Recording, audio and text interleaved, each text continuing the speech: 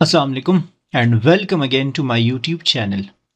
हमने class ninth या grade ninth biology course शुरू किया है और ये फेडरल बोर्ड बायोलॉजी का कोर्स है। चैप्टर नंबर 2 हम पढ़ रहे हैं। चैप्टर नंबर 2 आप लोगों का है बायोडाइवर्सिटी। ये हमारा लेक्चर नंबर 4 होगा। सो इससे पहले हम डिस्कशन कर चुके हैं 2 किंगडम क्लासिफिकेशन के हवाले से, 3 किंगडम क्लासिफिकेशन के हवाले से। इसके साथ साथ 5 किंगडम क्लासिफिकेशन का हमने इंट्रोडक्शन डिस्कस किया है। इस वाले लेक्चर में हमने द 3 डोमेन सिस्टम पढ़ना है। हम एक और टर्म यहाँ पर अंडरस्टैंड करना है, एक और लफ्ज़ यहाँ पर हमने समझना है, दैट इज़ डोमेन। तो फिलहाल लेक्चर शुरू करने से पहले आप लोगों को सिर्फ और सिर्फ इतना पता होना चाहिए कि तमाम ऑर्गेनिजम्स इस प्लेनेट के ऊपर जो पाए जाते हैं, इन तमाम के तमाम ऑर्गेनिजम्स को हमने 3 बिगर ग्रुप्स में, बड़े बड़े ग्रुप्स में डिवाइड कर दिया है और इन 3 ग्रुप्स को हम नाम देते हैं डोमेन। तो अगर इन केस आपसे पूछा जाता है कि डोमेन क्या होता है, तो आपने उनको बताना है कि ये क्लासिफिकेशन का सबसे लार्जेस्ट यूनिट है। एग्जामिनर अगर इनके हिसाब से पूछता है कि कितने डोमेन है तमाम ऑर्गेनिजम्स के, तो आप बोलेंगे कि 3 डिफरेंट डोमेन्स है।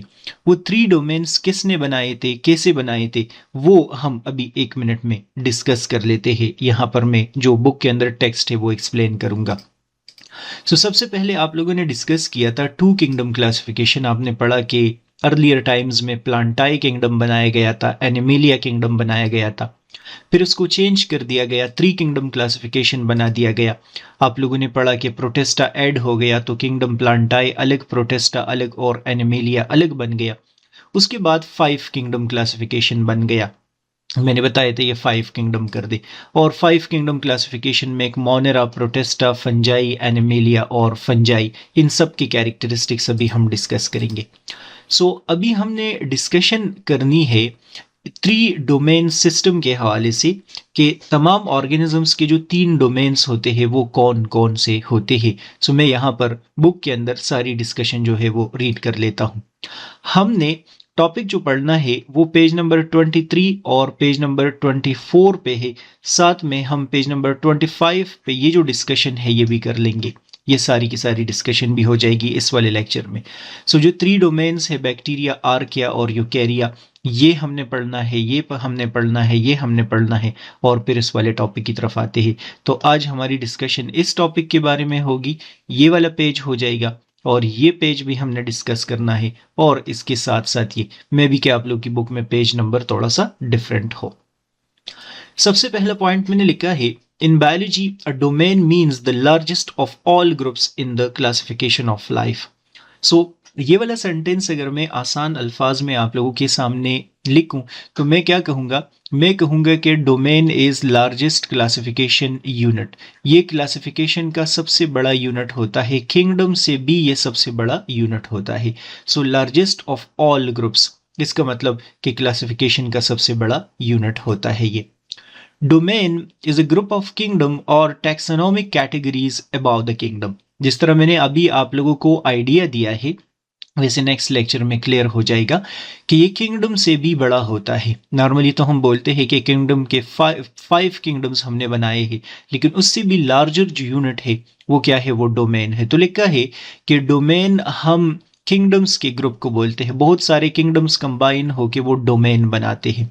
टैक्सोनॉमिक कैटेगरी का मतलब भी आसान अल्फाज में आप लोग क्या कर सकते हैं, ग्रुप ले सकते हैं, इसका कोई मतलब नहीं है। किसने बनाए थे? In 1990, Carl Voss introduced a 3-domain system of classification. ये आप लोगों ने एमसीक्यूज के लिए याद रखना है। एग्जामिनर अगर इनके हिसाब से पूछता है कि ये जो 3 डोमेन सिस्टम क्लासिफिकेशन है ये किसने इंट्रोड्यूस किया था, तो आप बोलेंगे कि कार्ल वोस ने इंट्रोड्यूस किया था। कब इंट्रोड्यूस किया था? आप बोलेंगे 1990 में उन्होंने ये पूरे का पूरा सिस्टम इंट्रोड्यूस कर दिया था। ये एमसीक्यूज के लिए इंपॉर्टेंट है, इसको आप लोग हाईलाइट करेंगे। The 3 domains कौन कौन से हैं? The 3 domains of life are archaea, bacteria and eukarya. मैं यहाँ तक समराइज कर देता हूँ। पहला पॉइंट तो आप लोगों को ये पता होना चाहिए कि डोमेन क्या है। ये लार्जेस्ट क्लासिफिकेशन यूनिट है। क्लासिफिकेशन में सबसे बड़ा ये यूनिट है, किंगडम से भी बड़ा यूनिट है। 1990 में डोमेन का कंसेप्ट हमारे सामने आया था। किसने लेके आया था? कार्ल वोस हमारे सामने ये कंसेप्ट लेके आया था। और आप लोग डिस्कस करेंगे कि तमाम ऑर्गेनिज्म के जो डोमेन्स होते हैं वो टोटल कितने होते हैं? 3 होते हैं। एक को हम आर्किया नाम देते हैं, दूसरे को हम बैक्टीरिया नाम देते हैं और तीसरे को हम यूकेरिया नाम देते हैं। ये हमारे साथ क्या हो गई? 3 डोमेन्स हो गई। Classification into 3 domains is based on. अब क्वेश्चन ये है कि हमने यहाँ पर 3 डोमेन्स तो बनाए हैं, आर्किया, बैक्टीरिया और यूकेरिया, लेकिन इसमें जब हम ऑर्गेनिजम्स को क्लासिफाई करते हैं तो उसके लिए बेस क्या बनाते हैं? किस चीज की बुनियाद पर हम ये थ्री डोमेन सिस्टम जो है वो बनाते हैं? तो अगर इनकेस एग्जामिनर आपसे पूछता है कि 3 डोमेन सिस्टम कौन से पॉइंट्स की बुनियाद पर है या कौन से कैरेक्टरिस्टिक्स की बुनियाद पर है, तो सबसे पहले आप बोलेंगे कि difference in the sequence of nucleotide in the ribosomal RNA of all organisms. So आप लोग डिस्कस करेंगे कि ये जो 3 डोमेन सिस्टम है इसमें हम क्या करते हैं? तमाम ऑर्गेनिजम्स के राइबोसोमल आरएनए को देखते हैं और राइबोसोमल आरएनए की बुनियाद पर हम फैसला करते हैं कि वो किस ग्रुप में जाएगा। इसका मतलब हो गया कि sequence of nucleotide in ribosomal RNA ज़रूरत है। जिस तरह आप लोगों ने पढ़ा था कि मैसेंजर आरएनए होता है, ट्रांसफर आरएनए होता है, एक राइबोसोमल आरएनए होता है, तो राइबोसोमल आरएनए का देखना क्या है? ज़रूरी है। The cell membrane lipid structure, आप लोगों ने फ्लूइड मोज़ेक मॉडल डिस्कस किया था। उसमें आपने पढ़ा था कि प्रोटीन होते हैं, लिपिड्स होते हैं, कार्बोहाइड्रेट्स होते हैं। तो उस बुनियाद पर भी हम क्या बोलते हैं? हम ये क्लासिफिकेशन करते हैं, उनके लिपिड के स्ट्रक्चर को देखते हैं कि वहाँ पर कौन से लिपिड्स होते हैं। मैं डिटेल में फ़िलहाल नहीं जा सकता। सेंसिटिविटी टू एंटीबायोटिक्स, कि क्या इस ग्रुप को एंटीबायोटिक डिस्ट्रॉय कर सकते हैं, किल कर सकते हैं या नहीं कर सकते, और कौन से एंटीबायोटिक्स कौन से ग्रुप को डिस्ट्रॉय कर सकते हैं। सो अगर इनकेस एग्जामिनर आपसे पूछता है कि 3 domain system is based on which characteristics, तो फिर आप लोग ये 3 पॉइंट्स लिखेंगे कि जो 3 डोमेन सिस्टम है वो इन 3 कैरेक्टरिस्टिक्स की बुनियाद पर है। हम तमाम ऑर्गेनिजम्स को इस बुनियाद पर क्या कर रहे होते हैं? क्लासिफाई करते हैं। और एंड पे आप लोग ये वाला जो डायग्राम है बना ले, बहुत ही सिंपल सा डायग्राम है, द 3 डोमेन्स ऑफ लाइफ। कोशिश कर ले कि बिल्कुल ऐसे ही बना ले जिस तरह यहाँ पर बनाया है, बिल्कुल ऐसे ऑलमोस्ट एक स्ट्रेट लाइन बना ले। ज़रूरी नहीं है कि वो स्ट्रेट हो, टेढ़ा मेढ़ा भी हो सकता है। और बैक्टीरिया यहाँ से इमर्ज होना होगा, ये बहुत ज़्यादा ज़रूरी है डायग्राम में बनाना। और यूकेरिया यहाँ पर बाद में इससे क्या कर दे? इमर्ज कर दे ऐसे। इसका जो इमर्ज बनाना है ये ऐसे ही अंदाज में है, मतलब आप लोग अपनी मर्जी से इसको ऐसे नहीं बना सकते कि मैं इसको ऐसे बना लूँ, ये गलत हो जाएगा, या इसको मैं यहाँ से एराइज कर दूं, या इसको मैं यहाँ से एराइज कर दूं। नहीं, जैसे है बिल्कुल इसी अंदाज में आप लोगों को वहाँ पर क्या करना होगा? कॉपी करना होगा। सो ये आसान है, इस पर हम मज़ीद बात नहीं करते। अब हम आगे बढ़ते हैं और डिस्कशन करते हैं कि आर्किया के कैरेक्टरिस्टिक्स क्या है, या आर्काई के कैरेक्टरिस्टिक क्या है, बैक्टीरिया के क्या है और यूकेरिया के क्या कैरेक्टरिस्टिक्स है। सो सबसे पहले हम आर्काई के बारे में, आर्किया के बारे में डिस्कस कर लेते हैं। द डोमेन आर्काई है फॉलोइंग कैरेक्टरिस्टिक्स। कौन कौन से कैरेक्टरिस्टिक्स होते हैं? Archaea are prokaryotic cells. पहली बात तो आप लोगों ने ये याद रखनी है कि आर्किया प्रोकैरियोटिक ऑर्गेनिजम्स होते हैं। इसका मतलब हो गया कि इनमें कोई न्यूक्लियस नहीं होता, देयर इज नो न्यूक्लियस। बिल्कुल बैक्टीरिया के साथ ये मिलते जुलते हैं। आप लोगों ने डिस्कस किया है ना कि बैक्टीरिया में भी तो न्यूक्लियस नहीं होता, तो आर्किया में भी आप लोग डिस्कस करेंगे कि न्यूक्लियस नहीं होता। लेकिन एक मसला है यहाँ पर, the cell wall of archaea contains no peptidoglycan. अब यहाँ पर इशू आ गया। जब मैं बात करता हूँ कि इसके ये प्रोकैरियोटिक सेल है, लेकिन मैं बोलता हूँ कि यहाँ पर तो पेप्टाइडोग्लाइकेन नहीं है। और पेप्टाइडोग्लाइकेन नॉर्मली आप लोग क्या पढ़ते हैं, कहाँ मौजूद होता है? बैक्टीरिया में मौजूद होता है। तो ये है प्रोकैरियोटिक सेल्स, लेकिन इसमें पेप्टाइडोग्लाइकेन नहीं होता। ये अब डिफरेंट सी बात आ गई कि लाइक ये कैसे बात हो गई? जब कोई प्रोकैरियोटिक सेल हो तो उसमें तो पेप्टाइडोग्लाइकेन होना चाहिए, लेकिन इसमें तो नहीं है। तो यही तो जस्टिफिकेशन है ना कि ये बैक्टीरिया से क्या होते हैं? डिफरेंट होते हैं। The ribosomal RNA are not found in bacteria and eukarya. याद रखना है आप लोगों ने कि आर्किया का जो राइबोसोमल आरएनए होता है वो बिल्कुल डिफरेंट होता है बैक्टीरिया के राइबोसोमल आरएनए से और यूकेरिया के राइबोसोमल आरएनए से। अगर इनकेस इनका राइबोसोमल आरएनए इन दोनों में से किसी के साथ मैच कर रहा होता तो फिर हम बोलते कि लाइक ये तो जो है वो ऐसे होना चाहिए, इस ग्रुप में फॉल करना चाहिए, लेकिन नहीं, आर्किया का राइबोसोमल आरएनए बिल्कुल डिफरेंट है, तो ये अलग हो जाएगा ग्रुप, ये अलग हो जाएगा और ये वाला ग्रुप क्या हो जाएगा, अलग हो जाएगा। इस पॉइंट में थोड़ा सा इशू है, लेकिन चलो फिलहाल के लिए सही है।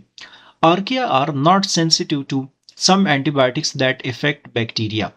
याद रखना है आप लोगों ने, बहुत सारे एंटीबायोटिक्स ऐसे होते हैं जो कि बैक्टीरिया को क्या करते हैं, किल करते हैं, डिस्ट्रॉय करते हैं। अगर हम वो एंटीबायोटिक्स उठाए और उसकी मदद से आर्किया को किल करने की कोशिश करें तो ये किल नहीं होंगे। लिखा है कि दे आर नॉट सेंसिटिव, इसका मतलब कि इन एंटीबायोटिक्स का उसके ऊपर कोई असर नहीं होता। सो दूसरे अल्फाज में आप लोग बोलेंगे कि जो एंटीबायोटिक्स बैक्टीरिया को डिस्ट्रॉय करते हैं वही एंटीबायोटिक्स आर्किया को डिस्ट्रॉय नहीं करते। वो क्या होंगे, वो प्रोटेक्ट होंगे, वो उससे बच जाते हैं। They are sensitive to some antibiotics that effect eukarya. ये कौन से एंटीबायोटिक्स की मदद से किल होते हैं, वो एंटीबायोटिक्स जो कि यूकेरिया को किल करते हैं वही इसको भी किल कर सकते हैं। तो इसका मतलब हो गया कि आर्किया जो है वो तो इसके साथ मिलता है, यूकेरिया के साथ इसकी कैरेक्टरिस्टिक्स क्या है, मिलते जुलते हैं। Archaea often live in extreme environment, इसको बोलते हैं हम एक्सट्रीमोफाइल। आप लोग बिल्कुल ये पेपर में लिख सकते हैं। एक्सट्रीमोफाइल का मतलब होता है कि ये एक्सट्रीम एनवायरनमेंट, बहुत सिवियर एनवायरनमेंट, हार्श एनवायरनमेंट हो उसके अंदर ये सर्वाइव करते हैं, वहां पर ये रहते हैं आर्किया के जो मेंबर्स है। फॉर एग्जाम्पल अगर आप लोग देखेंगे तो आर्किया स्ट्रॉन्ग एसिड में रह सकते हैं और हाई टेम्परेचर में रह सकते हैं। बहुत ज़्यादा हायर टेम्परेचर हो, गीज़र के अंदर आर्किया सर्वाइव कर सकते हैं, बॉइलिंग वाटर के अंदर सर्वाइव कर सकते हैं। बहुत ज़्यादा एसिडिटी हो तो उसके अंदर सर्वाइव कर सकते हैं। ये टेम्परेचर वगैरह इसके ऊपर, इनके मेम्ब्रेन के ऊपर कोई असर नहीं होता, कोई डैमेज इसको नहीं होगा। और अगर इनके हिसाब से एग्जामिनर पूछता है कि आर्किया के कैरेक्टरिस्टिक्स बताओ, तो आप बोलेंगे कि कुछ ऐसे आर्किया है जो मीथेन बनाते हैं, उसको मीथेनोजेंस बोलते हैं। और कुछ हेलोफाइल्स है, हेलोफाइल्स का मतलब बहुत ज़्यादा साल्ट में रहते हैं। और थर्मोएसिडोफाइल का मतलब कि बहुत ज़्यादा टेम्परेचर में रहते हैं और बहुत ज़्यादा एसिडिक इन्वायरमेंट में क्या है, रहते हैं। तो अगर पेपर में नोट आ जाए कि right detail note on domain archaea, तो फिर ये सारे पॉइंट्स आप लोग डिस्कस करेंगे। मैं समराइज कर देता हूं। सो पहली बात आप लोग ये डिस्कस कर ले कि archaea are prokaryotic cell, their cell wall does not contain peptidoglycan, their ribosomal RNA is unique, they are not sensitive to those antibiotics that are found that can kill bacteria, that are sensitive to those antibiotics that kill eukarya. They are always found in harsh environment, in extreme environment, and the harsh environment temperature and acidity does not harm their membrane या structures. And the examples of these archaea are methanogens, halophiles, thermoacidophiles. ये आप लोगों ने याद रखना है। 3 domain system के अंदर हमने क्या है, कुछ बातें डिस्कस करनी है। जो सबसे पहला आर्किया आप लोगों ने डिस्कस किया है, मेरे ख्याल में इसमें मसला नहीं होगा। मसला हो तो कमेंट्स में भी मुझे बताएंगे और मुझे आप लोग मैसेज भी कर सकते हैं। मेरे चैनल पे मेरा नाम भी, वहाँ पर वो नंबर भी लिखा है। और अगर मेरी ऑनलाइन क्लासेस वगैरह या रिकॉर्डेड लेक्चर आप लोग देखना चाहे तो उसके लिए भी मैसेज कर सकते हैं। जो दूसरा डोमेन है वो है हमारे पास डोमेन बैक्टीरिया। सो मैंने लिखा है कि डोमेन बैक्टीरिया के कैरेक्टरिस्टिक्स कौन कौन से हैं। सो पहली बात तो आप लोगों ने ये याद रखनी है कि बैक्टीरिया भी प्रोकैरियोटिक सेल्स है, ये भी प्रोकैरियोटिक सेल्स है और ये भी आप लोग देख ले प्रोकैरियोटिक सेल्स है। दोनों एक दूसरे के साथ क्या है, मिलते जुलते ग्रुप्स है। The cell wall of bacteria contain peptidoglycan, लेकिन डिफरेंस किधर आ गया, आप लोग देख ले, यहाँ पर पेप्टाइडोग्लाइकेन है लेकिन यहाँ पर पेप्टाइडोग्लाइकेन नहीं है। इनका सेल वॉल पेप्टाइडोग्लाइकेन से बना है और इनका सेल वॉल किसी और केमिकल से बना है जो कि यहाँ पर नहीं होता।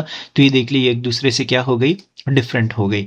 दे contain ribosomal RNA that is unique to bacteria. इनका जो राइबोसोमल आरएनए है और इनका जो राइबोसोमल आरएनए है वो एक दूसरे के साथ मैच नहीं करता। आर्किया का और इनका राइबोसोमल आरएनए एक दूसरे के साथ मैच नहीं करता। इसका मतलब इन दोनों को अलग अलग ग्रुप्स होने चाहिए, अलग अलग डोमेन इनको होना चाहिए। Bacteria are sensitive to traditional antibacterial antibiotics. ये यहाँ पर आप लोगों ने डिस्कस किया था कि कुछ एंटीबायोटिक्स इसको जो है वो किल कर सकते हैं लेकिन इसको नहीं किल कर सकते। यहाँ पर इसको किल करने के अलग एंटीबायोटिक्स है, उसको किल करने के लिए अलग एंटीबायोटिक्स है। तो इसका मतलब इन दोनों को अलग अलग ग्रुप होना चाहिए। They are resistant to most that effect eukarya. जो एंटीबायोटिक्स इसको किल करते हैं वो एंटीबायोटिक्स इसको नहीं किल कर सकते। सिर्फ और सिर्फ ये पॉइंट है कि यहाँ पर किल करने के लिए एंटीबायोटिक्स अलग होंगे, यहाँ पर अलग होंगे। ये प्रोकैरियोट्स है, ये भी प्रोकैरियोट्स है। यहाँ पेप्टाइडोग्लाइकेन नहीं है, यहाँ पेप्टाइडोग्लाइकेन है। यहाँ पर राइबोसोमल आरएनए अलग है, यहाँ पर राइबोसोमल आरएनए अलग है। इन सारे कैरेक्टरिस्टिक्स से क्या साबित होता है? इससे साबित होता है कि आर्किया को अलग डोमेन होना चाहिए, बैक्टीरिया को अलग डोमेन होना चाहिए। आगे बढ़ते हैं और तीसरा डोमेन डिस्कस करते हैं, दैट इज डोमेन यूकेरिया। इसके हवाले से पढ़ते हैं कि ये कौन सा डोमेन होता है। द डोमेन यूकेरिया है फॉलोइंग कैरेक्टरिस्टिक। आप लोग यूकेरिया ऐसे भी लिख सकते हैं और ऐसे भी लिख सकते हैं। ये इसका पुराना स्पेलिंग है और ये इसका नया स्पेलिंग है। यूकेरिया का मतलब यूकेरियोट्स आप लोग ले सकते हैं। दे यूकेरिया हैव यूकेरियोटिक सेल्स। अभी थोड़ी देर पहले आप लोगों ने डिस्कस किया कि वो दोनों के दोनों प्रोकैरियोटिक थे और ये वाले क्या होते हैं? यूकेरियोटिक सेल से बने होते हैं। Not all eukarya have cell wall, their cell wall contain no peptidoglycan. ये तो खैर आसान सा है, अभी डिटेल में आप लोग पढ़ेंगे। यहाँ पर कोई भी पेप्टाइडोग्लाइकेन नहीं होता। इनके सेल वॉल में या तो काइटन होगा या आप लोग डिस्कस करेंगे सेल्यूलोज वगैरह मौजूद होता है। काइटन होगा या सेल्यूलोज इनके सेल वॉल में मौजूद हो सकता है। Eukarya contains ribosomal RNA that is unique to eukarya. यहाँ पर जो राइबोसोमल आरएनए है वो सबका अलग है। इनका राइबोसोमल आरएनए अलग, उनका राइबोसोमल आरएनए अलग। चूंकि सबके राइबोसोमल आरएनए अलग है तो फिर इसको अलग अलग ग्रुप होना चाहिए। Eukarya are resistant to traditional antibacterial antibiotics. ये भी आप डिस्कस करेंगे कि जो एंटीबैक्टीरियल एंटीबायोटिक्स हम यूज़ करते हैं वो उसकी मदद से ये किल नहीं होते, डिस्ट्रॉय नहीं होते। एंड जो एंटीबायोटिक्स होते हैं हम बैक्टीरिया को किल करने के लिए यूज़ करते हैं, उसका इसके ऊपर कोई असर नहीं होता।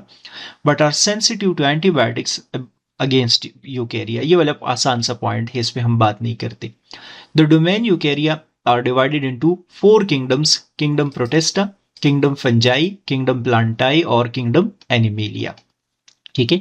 सो ये जो 5 किंगडम्स अभी हम डिस्कस करेंगे, ये मैं नेक्स्ट लेक्चर में आप लोगों को समझा देता हूँ। गौर से आप लोग वो वाले लेक्चर भी सुनेंगे। ये जो लेक्चर है इसमें कुछ भी मुश्किल बातें नहीं है, बस सिर्फ और सिर्फ हम कंपेयर कर रहे थे 3 ऑर्गेनिजम्स को। आर्किया अलग है, इसके साथ साथ बैक्टीरिया जो है वो अलग है, और इसके साथ साथ यूकेरिया जो ग्रुप है वो अलग है। ये प्रोकैरियोटिक सेल्स है, ये भी प्रोकैरियोटिक सेल्स होते हैं, ये यूकेरियोटिक सेल्स होते हैं। यहाँ पर पेप्टाइडोग्लाइकेन होता है, यहाँ पर पेप्टाइडोग्लाइकेन नहीं होता, और यहाँ पर भी पेप्टाइडोग्लाइकेन नहीं होता। इनका राइबोसोमल आरएनए अलग है, इनका राइबोसोमल आरएनए अलग है, और इनका राइबोसोमल आरएनए अलग है। इनको किल करने के लिए जो एंटीबायोटिक्स है वो यहाँ पर भी काम हो सकते हैं, लेकिन यहाँ पर वो काम नहीं आ सकते। और यहाँ के जो एंटीबायोटिक्स होते हैं वो इसको नहीं किल कर सकते और इसको भी वो नहीं किल कर सकते। ये एक्सट्रीम इन्वायरमेंट में रहते हैं, हार्श इन्वायरमेंट में रहते हैं, और ये दोनों जो है ये हर जगह पाए जाते हैं। और फिर यूकेरिया को हमने 4 किंगडम्स में डिवाइड कर दिया है। ये 4 किंगडम्स हम आगे वाले लेक्चर्स के अंदर डिस्कस कर लेते हैं कि इनके जो कैरेक्टरिस्टिक्स है वो क्या है और ये कहाँ कहाँ पाए जाते हैं। सो मेरे ख्याल में कि यहाँ कोई मसला नहीं होगा, और अगर मसला है तो वो मुझे कमेंट्स में बताएंगे और मुझे मैसेज भी कर सकते हैं। लाइक, सब्सक्राइब, शेयर अगर आप लोग करना चाहे तो ज़रूर कर ले। काका खेल्स बायोलॉजी मेरे चैनल का नाम है, और नेक्स्ट वीडियो लेक्चर आप लोग देखेंगे। गुड बाय, अल्लाह हाफिज़।